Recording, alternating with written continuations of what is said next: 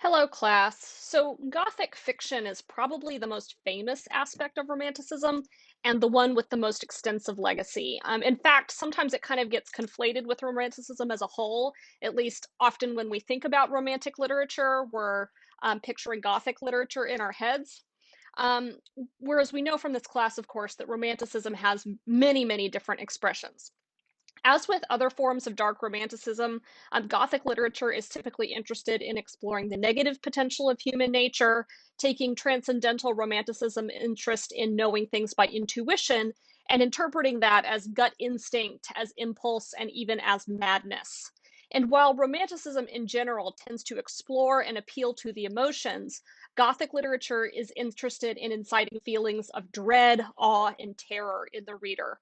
It also frequently brings in elements of the fantastical and the supernatural. So, the list of Gothic writers from Europe, including from Russia, is of course very, very long and includes a lot of famous names like Mary Shelley, Emily Bronte, Lord Byron, and Nikolai Gogol. The one American Gothic writer that most people would probably know is Edgar Allan Poe, who we're going to discuss on Thursday, but there were several others. And the Gothic tradition has, in fact, had a very enduring legacy in American popular culture. Stephen King is an excellent example of a modern Gothic writer, as is pretty much the entire genre of Hollywood horror films. All the vampire content that we've gotten over the past couple of decades is part of the legacy of Gothicism, as are the many American interpretations of Shelley's Frankenstein. And the list goes on and on and on and on. You could even consider Black Mirror, although it's a British show, as an example of Gothicism. Science fiction has its own kind of techno Gothic genre. Think of the fiction of H.P. Lovecraft and guys like that. I'm mentioning a lot of this because it's absolutely all fair game for the supplemental reading assignment. So if you're looking for inspiration, just know that I've never had anybody write about one of these kind of neo-Gothic genres or these neo-Gothic trends for this assignment. And so that's there's a lot of opportunity there. Because the Gothic tradition is so familiar, I'm not going to really spend any additional time generalizing about it, though I'll leave some links on Canvas in case you kind of want a review or you're unsatisfied with this explanation. Instead, I'd really like to focus on the work of Nathaniel Hawthorne and his contributions to the American Gothic tradition, and also give you some important context for understanding young Goodman Brown, the stuff that's most likely that you don't already know. So unlike Edgar Allan Poe and James Fenimore Cooper, Nathaniel Hawthorne was actually not that well known outside of the United States. I've not really encountered very many Russian students who have read him before. You might have heard of or read The Scarlet Letter, but usually nobody's very familiar with him. And yet in the United States, we consider him to be an even more important writer than Poe or Cooper. In fact, he's probably one of the most important literary figures alongside with Emerson of the Romantic period. One likely reason that he isn't like world famous is that his writing tends to concern a very particular time and place in American history. Most of Hawthorne's writing is concerned with the Puritans, who were one of several English groups to colonize North America in the 17th century. And unsurprisingly, a lot of people outside of the United States are really not all that familiar with the Puritans or their legacy in America. So, in order to help you understand why Hawthorne devoted pretty much his entire opus to this particular group of people, I'm going to take some time here to explain exactly who the Puritans were. So, again, as you probably learned in school, in the early 1500s, King Henry VIII of England wanted to get a divorce from his wife, Catherine of Aragon, in order to be able to marry Anne Boleyn.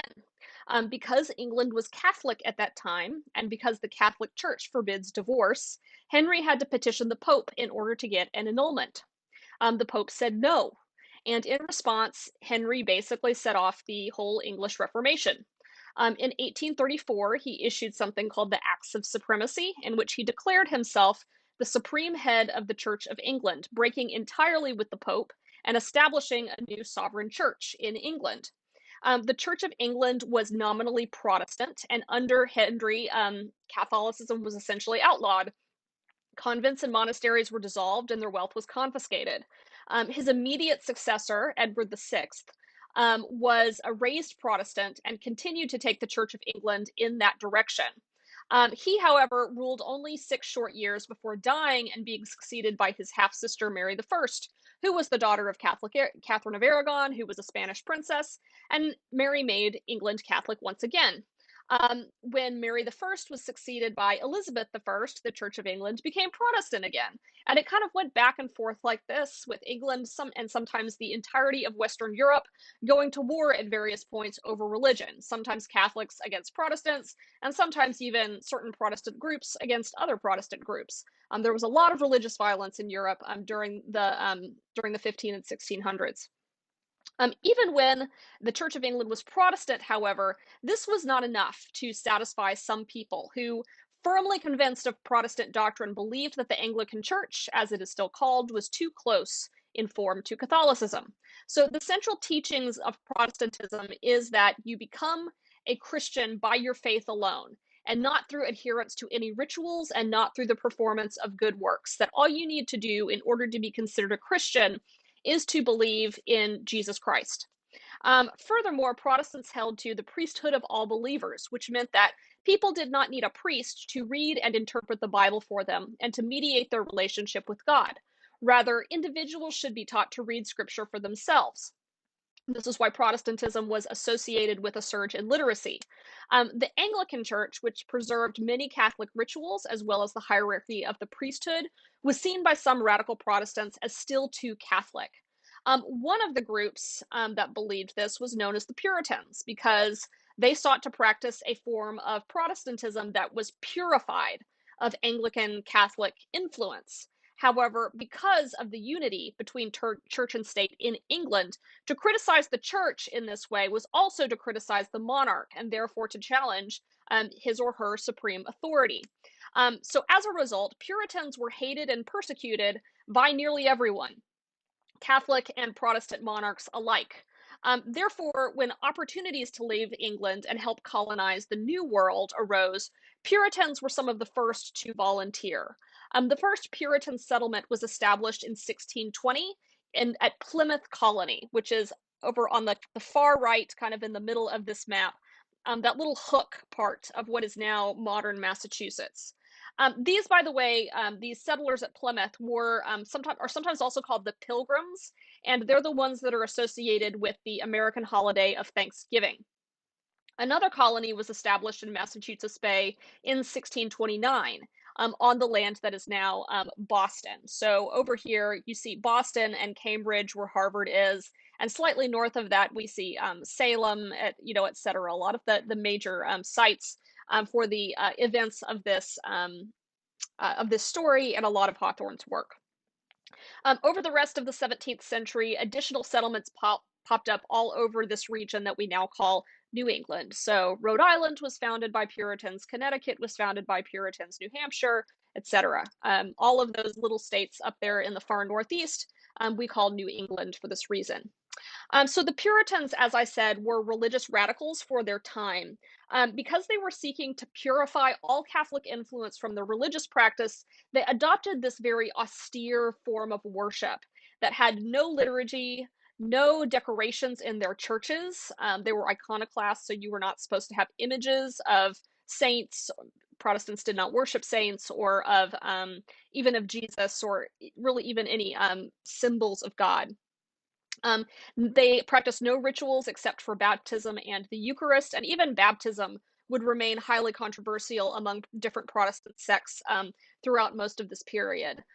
In keeping with their desire to reduce the role of the priesthood, ministers were elected from individual communities. So the community would get together and choose who their minister was going to be. It wasn't somebody who was sort of sent from a central church in Rome or even in London to see over a particular parish. Rather, communities elected their own ministers, and they tended to be quite poorly paid. It was not considered to be an elite position in the same way that being a bishop might be in the Catholic or Anglican Church. And of course, the ministers kind of dressed like everyone else. They didn't wear special robes or anything like that. So no finery, no decorations, everything very plain and very serious. And this is, where we get our image of Puritans as just being kind of drab and boring, always dressing in black and white and worshiping in churches that looked very much like this, very little beauty about them. Puritans also believed in a fairly intense form of Protestant theology called Calvinism, named for the French Protestant John Calvin.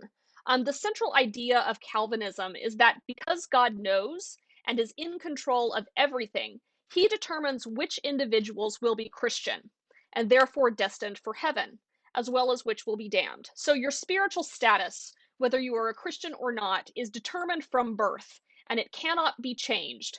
Those who are chosen to be Christians are known as the elect. And nothing that the elect do can change that fact. Likewise, you cannot reject your own election. You can't reject your own salvation. Furthermore, if you are not elect, then you cannot get to heaven no matter how many good things you do in your life. If you're not chosen, you're not chosen, and that's it. So this sounds kind of crazy, right? Like it's probably licensed for people who have determined that they are elect to kind of do whatever they want. And in fact, there is an entire Gothic novel written with this very premise by the Scottish author James Hogg. Calvinism, by the way, was also very prominent in Scotland at this time. So it's called The Private Memoirs and Confessions of a Justified Sinner, and it's absolutely excellent. It's a guy who believes that he is elect. He also believes that he talks directly to God. It turns out he's actually talking to the devil, and the devil convinces him to kill his entire family. So if you're into this kind of thing, I really recommend this book. It's not very well known to most people, but it's a lot of fun actually if you're into kind of Gothic fiction.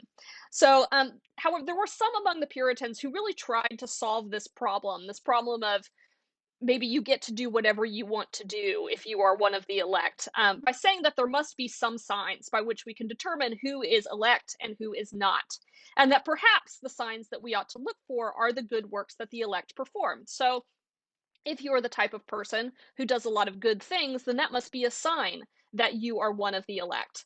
These individuals came to be called antinomians, and while the antinomian tradition is actually closer in some ways to the form of evangelical Protestantism that's practiced widely in America today, the 17th century Puritans hated this idea. They thought it was too close to the Catholic doctrine of works, and so they tended to banish antinomians from their settlements, as they did with most people who disagreed with them about theology. The truth is that the Puritans policed the potential for individuals to behave badly by enforcing a very, very strict set of rules in their communities. Um, you may have heard at some point that the people who came to colonize America, who left England for North America, were doing so for religious freedom. That's not strictly the case. They wanted religious freedom for themselves, but they were also there to impose their own version of theology, their own sense of the right on everybody who lived in their communities. They were setting up little theocracies for themselves. Okay, so whatever they determined was the religious law was also the civil law. Everybody had to behave according to the rules. So, for instance, it was law in Connecticut, for example, that you could not travel, cook, make beds, sweep, cut hair, or shave on the Sabbath. The Sabbath was supposed to be a time spent with family, in prayer and reflection and reading of the scripture. However, there are also other real kind of weird rules, like you were not supposed to kiss your child on the Sabbath if you were a woman. And under no circumstances could you offer food or shelter to a Quaker or a member of another dissenting religious group. Puritans also believed that their communities were constantly beset by evil forces, that because they were there to perform this divine mission in North America, that naturally the devil was out to get them, was out to attack them. Like most medieval Christians, they believed in the existence of human witches who made pacts with the devil and who cast spells on their neighbors that destroyed crops, killed babies, and caused illness. And indeed, they have an alarming tendency to blame a lot of misfortunes on witchcraft, usually targeting older women who didn't conform well to the rest of society. In 1692 and 1693, a kind of mass hysteria overtook the Puritan town of Salem, where more than 200 people were accused of witchcraft.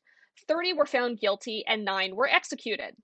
So by this point, you are probably beginning to understand why the Puritans are such a rich subject for Gothic fiction, given that they had all of these beliefs in supernatural forces, and they also had a tendency to persecute people who didn't agree with them.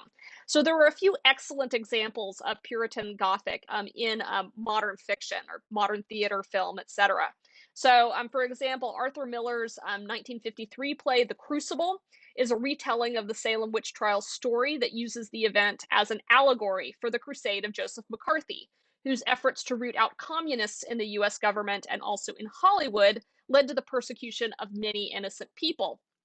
The Crucible also had a great film adaptation in the 90s starring Daniel Day-Lewis and Winona Ryder. So if you don't have an opportunity to see the play, I recommend that you read it. It's not very long, and maybe also watch the film adaptation. Um, More recently, the horror film The Witch portrays the Puritan beliefs in witches as if they were real, and in doing so, sort of explores the sense of terror that Puritans lived in as they struggled to survive on the edge of the wilderness, all the while believing that their spiritual fates were outside of their own control. And of course, that they were being plagued by all of these evil forces around them. These modern portrayals of the Puritans pretty much owe everything to Nathaniel Hawthorne, whose writing shaped the image that most people have of this group today. And this is all because Hawthorne, who was born Nathaniel Hawthorne, Hathorn, no W, was a direct descendant of one of the Salem judges. After graduating from college, this aspiring writer added the W to his name as an expression of his shame over this familial link to the injustices of the past. And much of his work is dedicated to exploring the hypocrisies and failings of his ancestors. And as such, they are kind of the dominant impression that we Americans have of the Puritans. So, Young Goodman Brown depicts a witch's Sabbath precisely as the Puritans thought it occurred. Someone, usually but not always a woman, would make a journey to the forest at night to pledge their allegiance to the devil. And this story makes reference to many real events, including the Salem witch trials. So, as the footnotes in the PDF version I gave you say, when the traveler tells Goodman Brown, I helped your grandfather, the constable, when he lashed the Quaker woman so smartly through the streets of Salem, Hawthorne is referring to yet another bad act by one of his ancestors. Likewise, when he says, It was I that brought your father a pitch pine knot, kindled at my own hearth, to set fire to an Indian village in King Philip's War, he is referring to an event in which a group of Puritans trapped women and children inside their village and burned them to death. Suffice it to say that the traveler, who is the devil himself, claims that he has been in alliance all along with the Puritans who thought they were the good ones, who thought they were the, God's chosen, not with the so-called witches whom they persecuted. So I hope this bit of context helps you to understand some of the things that might otherwise be confusing in this story. I'll just add finally that Goodman and Goody were kind of the honorifics that Puritans used instead of Mr. or Mrs. So Goodman Brown is like Mr. Brown, essentially. So in the online discussion, we should talk about this story's very heavy use of symbolism, as well as its twist ending, and whether or not you think it actually matters if the event in the story was all a dream. Looking ahead to Thursday, I will just say that Edgar Allan Poe is quite different from Hawthorne. And his Gothic writing, I think, tends to be a little bit closer to the European tradition, which is probably why he's more widely read outside of the United States. Though his stories tend to be more interested in like the psychology of grief and guilt and madness, rather than the supernatural. So I'll be interested in hearing what impressions of him you already have if you read Poe in school when we discuss him on Thursday.